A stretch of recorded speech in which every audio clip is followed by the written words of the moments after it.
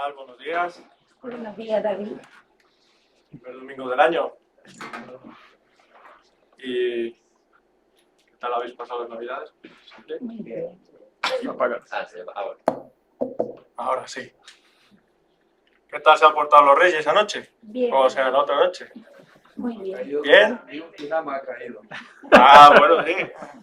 Pero encima, con el frío que está haciendo estos días, o el fresquito, Los viene muy niños bien. han pasado de calle y no se han acordado. Ah. Bueno, No pasa nada. Sale. y como no, esta mañana venimos a hablar de un tema que todavía no conocéis. De los magos de Oriente. Indagando un poco sobre la historia de ellos, las tradiciones, lo que nos enseñan, lo que nos han enseñado durante todos estos años, hay que reconocer una cosa. Es una de las historias más reconocidas en este periodo de Navidad. El relato de los Reyes se ha convertido en uno de los más emblemáticos de esta época navideña. Pero a pesar de lo que se pueda conocer, esconde varias mitologías, tradiciones, historias que, dependiendo de la zona, distan de lo que nosotros podemos llegar a conocer. En verdad, solo extraen una verdad, y es la que aparece en la Biblia. Extraen esta tradición de los magos que se presentaron delante del niño Jesús, que fueron a adorarle. Pero en algunos sitios a estos magos se dicen que vienen de una casta sacerdotal de Media y Persia, de la zona del Medio Oriente. Y que además estos personajes se dedicaban al estudio de la astronomía, el estudio de las estrellas, su rotación, su salida, su entrada, los planetas, cómo se alineaban y tal. Además, fue el escritor y teólogo del siglo III, Orígenes, uno de los pilares de la cristiandad, quien dijo que eran tres estos magos, basándose en los tres presentes que llevaron al niño Jesús. Otras fuentes extracanónicas, como es el caso del Evangelio armenio de la infancia de Jesús, escrito por un tal Santiago, que se dice que era hermano de Jesús, de Nazaret, ofrece más detalles sobre estos magos. Según dicho de este Evangelio apócrifo, los magos de Oriente llevaban por nombre Melcón o Melchor, Gaspar y Baltasar. Y eran los reyes de Persia, India y Arabia, respectivamente. Pero entramos en el arte, haciéndose eco de estos escritos. Me voy a quitar un poco para allá, que está tanto largo.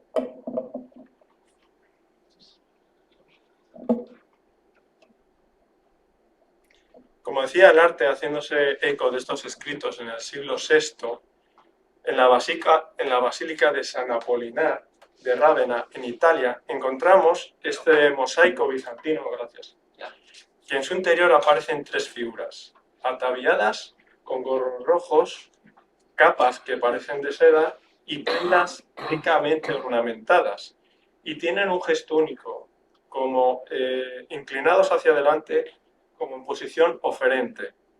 Cada uno sujeta en sus manos un recipiente. Y no es la primera imagen de los reyes que encontramos, pero sí la primera en la que se leen sus nombres sobre cada uno de ellos. Y estos son Baltasar, Melchior y Gaspar. En esta obra aparece el mayor de los reyes, que es Gaspar, que encabeza el cortejo del resto del séquito, por así decirlo, con su pelo largo y barbas blancas, medio Melchor, con una tez un poco más suave y tersa, y Baltasar de pelo y barba morena. Resulta curioso que el color de la tez de estos personajes en apariencia pueden ser de la zona, o sea, son caucásicos, por así decirlo.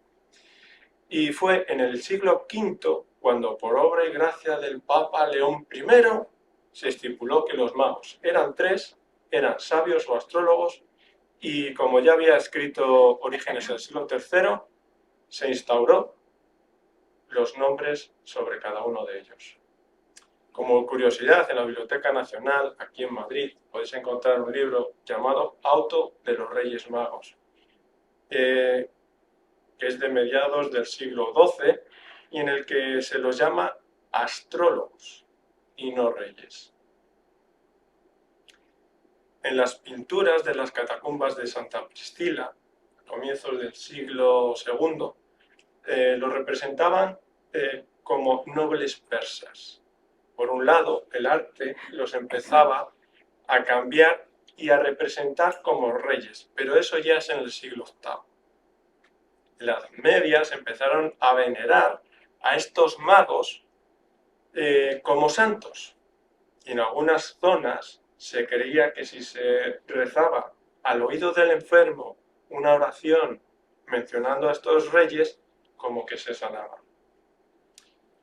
Pero aquí también entra en lucha las tradiciones. Y dependiendo de la tradición de cada zona, como decía al inicio, por un lado tenemos la tradición occidental, en el que dicen que eran tres los reyes. La tradición oriental, más los armenios, que dicen que eran 12 los reyes. Pero la siríaca dicen que eran tres, afirman que eran tres, pero sus nombres son Labartán, Gusnasaf y Hormisdas. Me quedo con Melchor, Gaspar y Baltasar, que me resulta más fácil. Pero ahí no queda la tradición. Se cuentan las leyendas que había un cuarto mago que estaba en el séquito, siguiendo a la estrella hacia Belén, pero que como tenía un buen corazón y se quedó por el camino asistiendo a un anciano. El nombre de este cuarto rey era Artaban, que como se dedicó a curar a este anciano, perdió a sus compañeros y no llegó a tiempo a jugar. Esta historia es recogida por el teólogo presbiteriano Henry Van Dyke en su cuento navideño El otro rey mago, de 1896. En el siglo XV se haría una precisión nueva en cuanto a la raza de Baltasar, quien comenzaría a ser representado con una persona de tez oscura. De esta manera, los tres reyes magos englobarían las tres razas que existían en ese momento de la Edad Media. La Melchor representaría a los europeos, Gaspar a los de asiáticos o la zona de Asia y Baltasar a los africanos, con una intención de universalidad de toda la cristiandad. ¿Y cómo son representados mayormente estos reyes magos? Melchor aparece muchas veces simbolizado o representado como si fuera un anciano, largas barbas blancas, pelo cano, como representando la madurez, la sabiduría que proviene de la zona de Europa, y ofrece al niño oro por la realeza de Cristo. Gaspar, sin embargo, aparece representado un poco con la tez un poco más oscura, más morena, con barba también rubia, pelo rubio castaño, representando también a toda la zona de Asia y ofreciendo el incienso como la divinidad de Jesús. Y por último, Baltasar se representa con la tez más oscura, con el larga barba oscura también, y aportando, que representa también la zona, al continente africano, a todos los países africanos, y que ofreció la mirra, que era el símbolo de la humanidad de Cristo. En esta época se empieza a representar de esta manera porque todavía, si recordáis, no se había descubierto América. Lo siento por los americanos que no aparecéis representados en los Reyes Magos. Pero la pregunta principal es, ¿qué dice la Biblia acerca de esto? Tenemos que irnos al Evangelio de Mateo, en el capítulo 2, y leemos lo siguiente.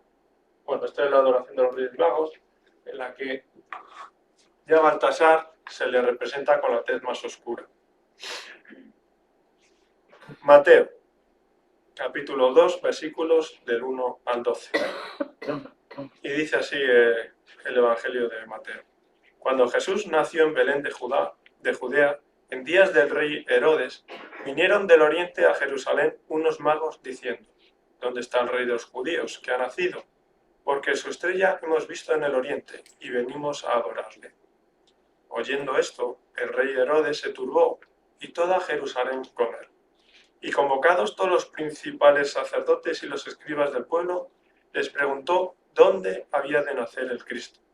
Ellos le dijeron, en Belén de Judea, porque así está escrito por el profeta. Y tú, Belén, de la tierra de Judá, no eres la más pequeña entre los príncipes de Judá, porque de ti saldrá un guiador que apacentará a mi pueblo, Israel. Entonces Herodes, llamando en secreto a los magos, indagó de ellos diligentemente el tiempo de la aparición de la estrella, y enviándolos a Belén dijo, id allá y averiguad con diligencia acerca del niño, y cuando le halléis, hacedmelo saber para que yo también vaya y le adore. Ellos, habiendo oído al rey, se fueron, y he aquí la estrella que habían visto en el oriente iba delante de ellos, hasta que llegando se detuvo sobre donde estaba el niño. Y al ver la estrella se regocijaron con muy grande gozo, y al entrar en la casa vieron al niño con su madre María, y postrándose lo adoraron. Y abriendo sus tesoros le ofrecieron presentes, oro, incienso y mirra. Pero siendo avisados por revelación en sueños que no volviesen a Herodes, regresaron a su tierra por otro camino. La primera pregunta que suscita este texto era ¿quiénes eran estos magos venidos del oriente? Aquí la palabra magos hay que traducirla de una manera como sabios. Porque si leemos en el libro de Deuteronomio, Dios aborrece toda la magia, adivinación, oscurantismo, poderes del mal. Que normalmente cuando nosotros oímos la palabra mago, lo relacionamos con eso. Y más en la época en la que estamos viviendo, que los videojuegos y todo, la magia, pócimas, etc. Pero sabemos que Dios aborrece toda esta magia. Y lo que en realidad eran sabios, eran estudiosos, eran conocedores, eran astrónomos. Estudiaban las estrellas, como decía antes, su rotación, su entrada, su salida, su cenit, cómo se alineaban. Y en sí, Dios cuando crea los cielos y la tierra, pone luceros arriba en la bóveda celeste. Y es para nosotros como una guía, una orientación. Si habéis leído o habéis visto alguna de las películas más o menos medievales, los barcos se guían por las estrellas. Ahora ya tenemos el GPS y todos los satélites que nos ayudan bastante, pero en la antigüedad no existían y usaban las estrellas como punto de referencia. Según Heródoto, quien fue un historiador y geógrafo griego, tradicionalmente considerado como el padre de la historia del mundo occidental y el primero en poner en orden el relato razonado y estructurado de las acciones humanas, decía que los sabios de Oriente procedían de una tribu aria en Persia, la cual estaba relacionada con la astronomía, situada en lo que conocemos hoy como Irán. Por tanto, eran grandes conocedores de los astros y los estudiaban con detenimiento. La siguiente pregunta es, ¿qué vieron estos magos en el cielo? Y aquí permitidme que lea el texto porque hay muchos datos y no he sido capaz de retenerlos todos.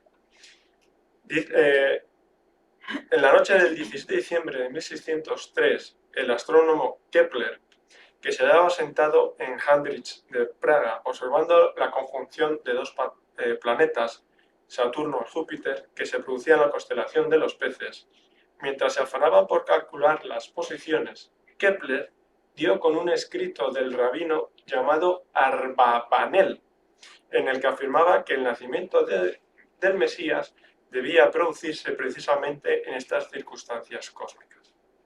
Dado que era cristiano Kepler, este dato le llamó la atención, que no pudo dejar de preguntarse si el nacimiento de Jesús había tenido en una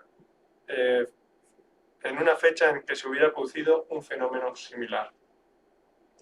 Realizando los cálculos astronómicos, Kepler descubrió que una conjunción semejante se había dado en el siglo VI-VII a.C., lo que le llevó a percatarse de que esa fecha encajaba a la perfección con los datos proporcionados en el Evangelio de Mateo, ya que dice efectivamente que Jesús había nacido cuando aún reinaba Herodes el Grande.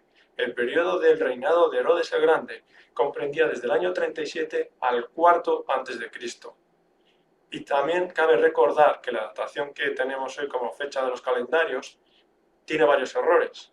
Entre ellos, no contaba el año cero, por así decirlo, más otros cálculos que el monje que lo estableció, cometió. Y también hay que añadirles las claras diferencias que existen con el calendario hebreo, pues ellos toman los días ya en la primera estrella que se ve al atardecer hasta el día siguiente a la misma hora más o menos, eso sería el día. Y si leéis en el Génesis, cuando Dios crea el mundo, ¿qué dice? Y pasó la tarde y la mañana del primer día.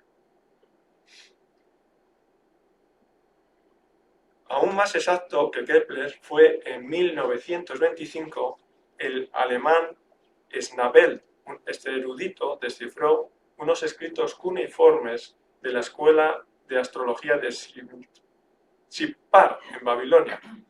En ellos se hacía referencia a la mencionada conjunción que se produjo en el año 7 a.C. y que indicaba que Júpiter y Saturno habían sido visibles durante un periodo de 5 meses.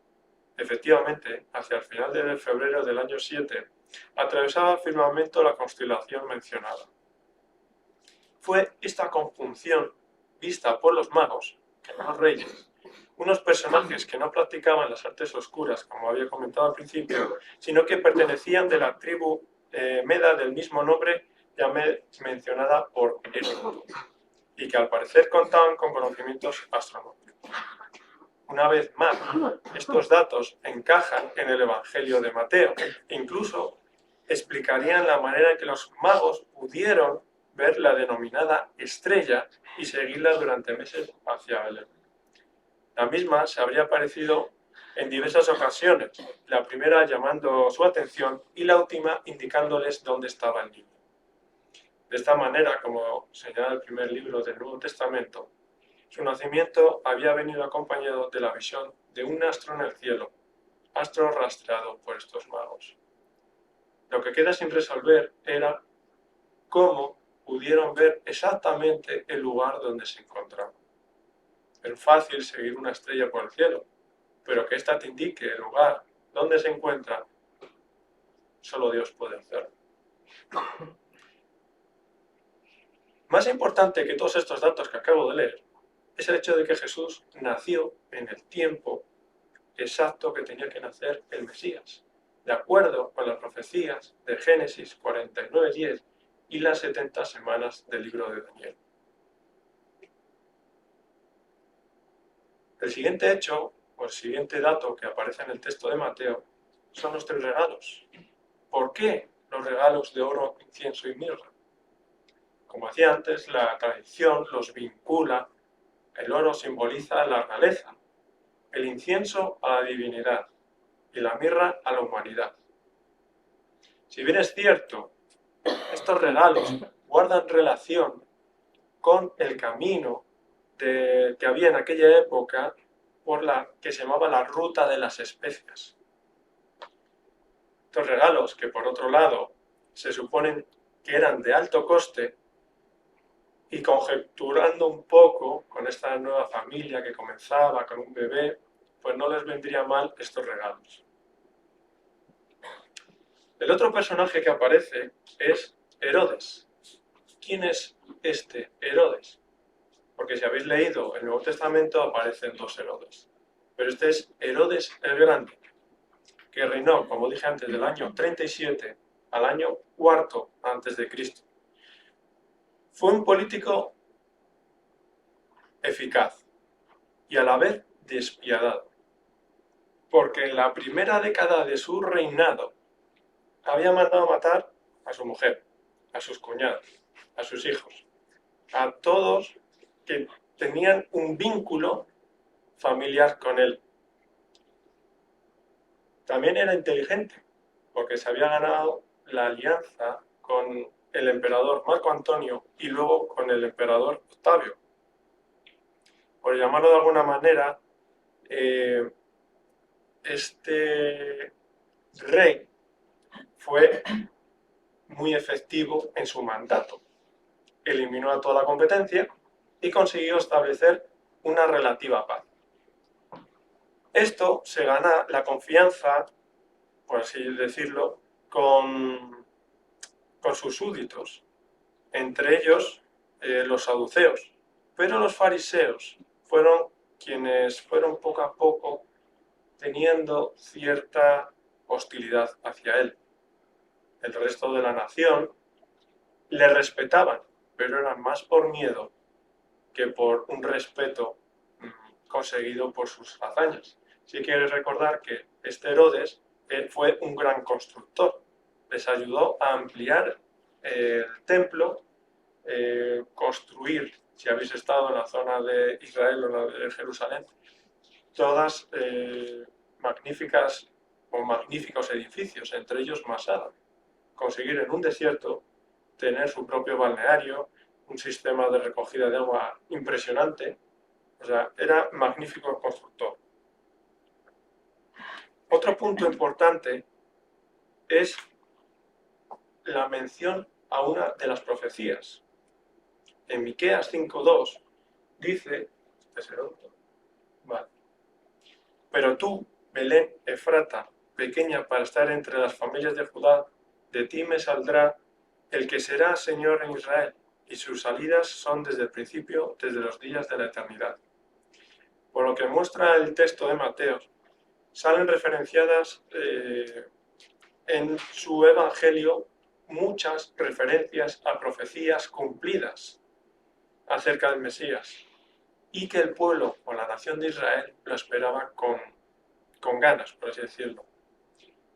Este niño que había nacido en Belén era la materialización de lo escrito siglos antes por otro profeta, Isaías.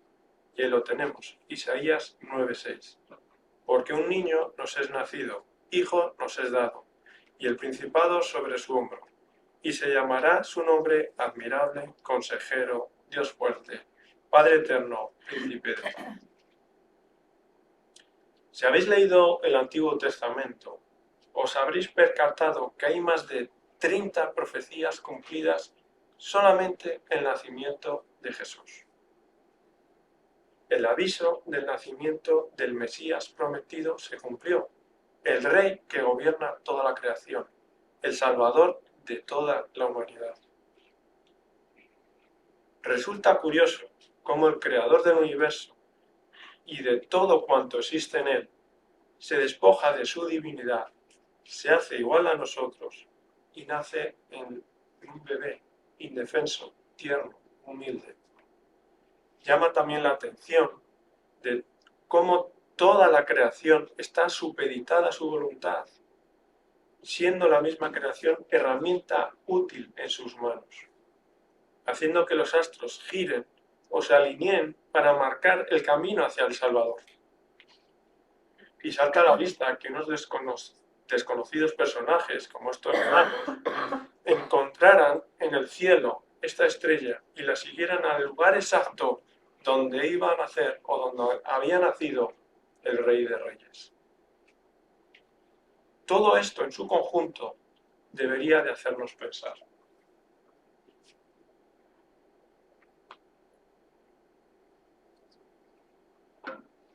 Porque todo converge en un único punto, en Jesús, el niño que nació en un pesebre. Una de las preguntas que debemos de resolver en esta mañana es ¿por qué Dios quiere que miremos a Jesús?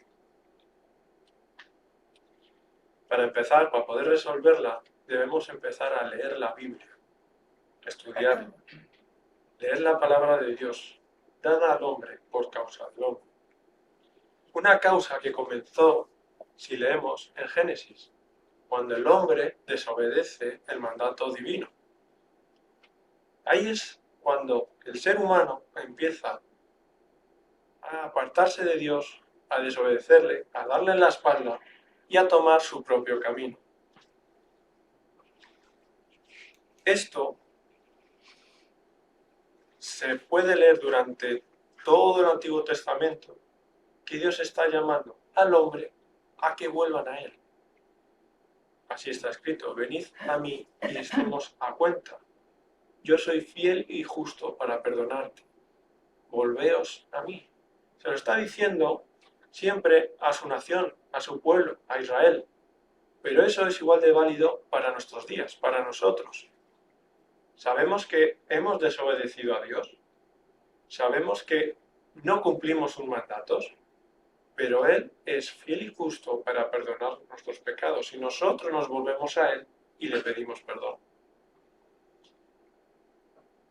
Por nosotros mismos no somos capaces de encontrar el camino correcto.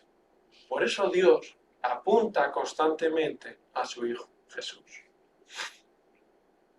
Si examinamos nuestro interior, sabemos perfectamente que de nuestro interior salen los malos pensamientos, los malos deseos, el orgullo, la soberbia, las envidias. Y eso es lo que hace pecar al hombre. Hoy día el orgullo y la soberbia es la moneda de cambio de cada día. Esta maldad que hay en nosotros, la Biblia la llama pecado. El pecado nos aleja de Dios y nos convierte en enemigos de Dios. Por eso, hace más de 2000 años que Dios envió a su único Hijo a este mundo, en forma de un niño, nacido en un pesebre. Le hizo igual a nosotros, o se hizo igual a nosotros. Llevó consigo la carga que nosotros no podíamos llevar, cumpliendo toda la ley, cosa que nosotros somos incapaces de cumplirla. El Evangelio de Mateo, si lo habéis leído, está plagado de todas las profecías cumplidas, las cuales habían sido dichas siglos antes por todos los profetas. Todas ellas convergen en una única persona, en el Señor Jesús, el cual, cuando vino al mundo, mostró casi de forma prelúdica lo que sería su ministerio. Si habéis recordado o leído durante estas Navidades cómo fue el nacimiento de Jesús, os daréis cuenta de que cuando llegaron a la aldea de Belén, no había sitio para ellos. Tuvo que nacer, por así decirlo, apartados de todos, en un pesebre. Adorado por gente llana, humilde, primero por los pastores, luego por aquellos que estudian su palabra y son capaces de observar en la creación por estos magos. Y perseguido por aquellos que ostentan el poder, en este caso, Herodes. Pero su nacimiento también fue anunciado por el profeta Daniel y dejó constancia de la misión que tendría este Mesías para toda la humanidad. Y aquí lo encontramos, en Daniel 9:24, para terminar la prevaricación y poner fin al pecado, y expiar la iniquidad, para traer la justicia perdurable, y sellar la visión y la profecía, y ungir al santo de los santos. Este mismo Jesús se hizo hombre por un motivo, por ti, por mí, por toda nuestra familia, por toda la humanidad. Porque lo que quiere Dios constantemente es que nos acerquemos a Él, que estemos con Él, que confiemos en Él, que confesemos nuestros pecados, porque como está escrito, Él es fiel y justo para perdonarnos, porque le hemos ofendido a Él, no hemos ofendido a otra persona, sino cuando pecamos lo ofendemos directamente a Él. Por eso en esta mañana he sacado 5 puntos importantes a tener en cuenta. El primero es que el sacrificio del Mesías siervo sufriente significaría la expiación una vez y por todas de toda la iniquidad. Y ahí he puesto una referencia, en Hebreos 9, de 21 al 28. La satisfacción de la justicia de Dios, que no es por obras humanas, sino por la propiciación realizada por el Mesías. Romanos 3, del 22 al 28. La posibilidad de perdón de todos los pecados. Libro de Isaías 53, del 4 al 7.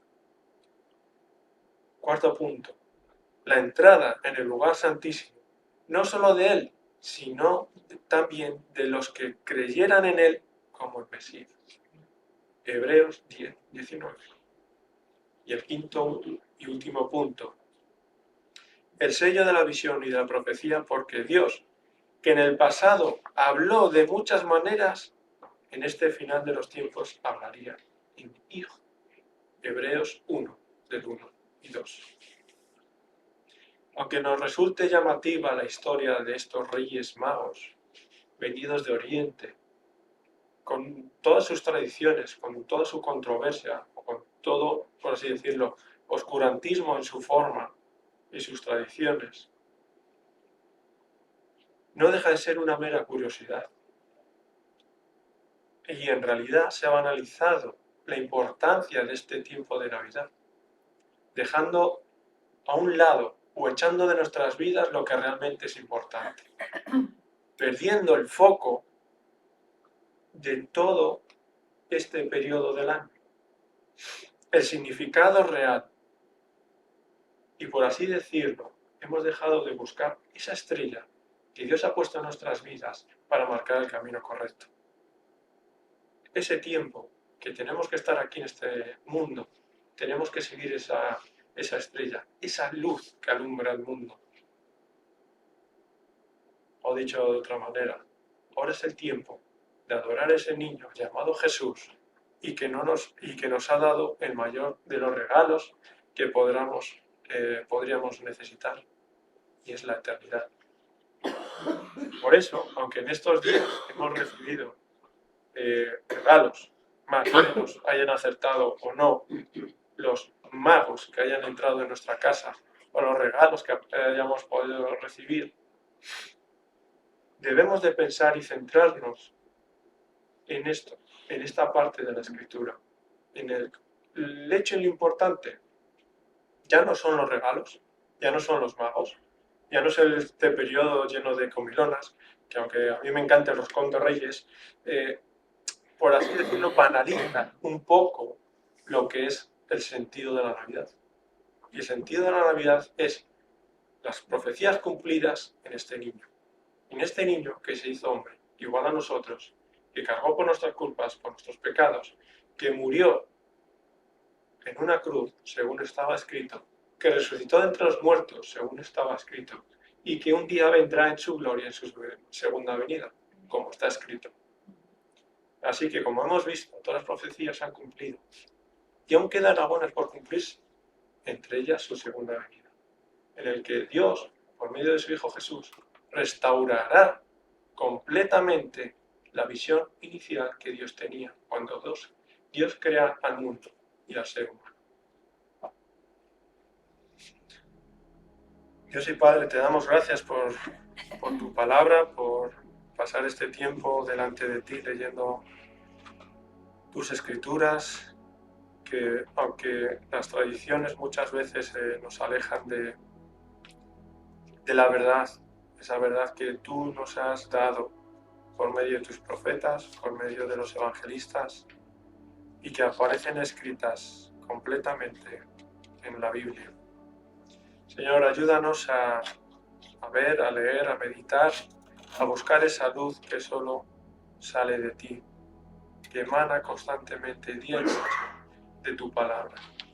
Señor, ayúdanos a poder adorarte con corazón sincero, a arrepentirnos delante de ti, a confesar todos nuestros pecados, porque como he dicho y aparece escrito en tu palabra, tú eres fiel y justo para perdonarnos.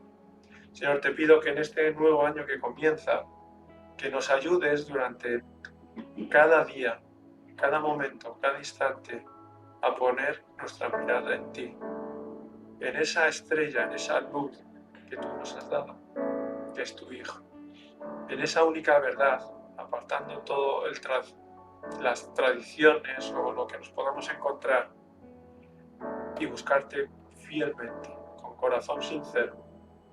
Señor, sabemos que todavía nuestro corazón está endurecido por el pecado, que nuestra mente no es capaz de razonar toda tu verdad. Te pedimos que nos ayudes cada día a romper toda dureza, quebrantes toda venda espiritual que podamos tener, nos podamos acercar a ti con humildad. Te pido, Padre Santo, por esta comunidad, por cada uno de nosotros, por nuestras familias, para este nuevo año que podamos crecer en sabiduría y en verdad. ¿Y por qué no? También en hermanos que puedan venir y entrar por esa puerta. Te lo entregamos todo a ti, Padre Santo. Te lo pedimos en el nombre de Jesús. Amén.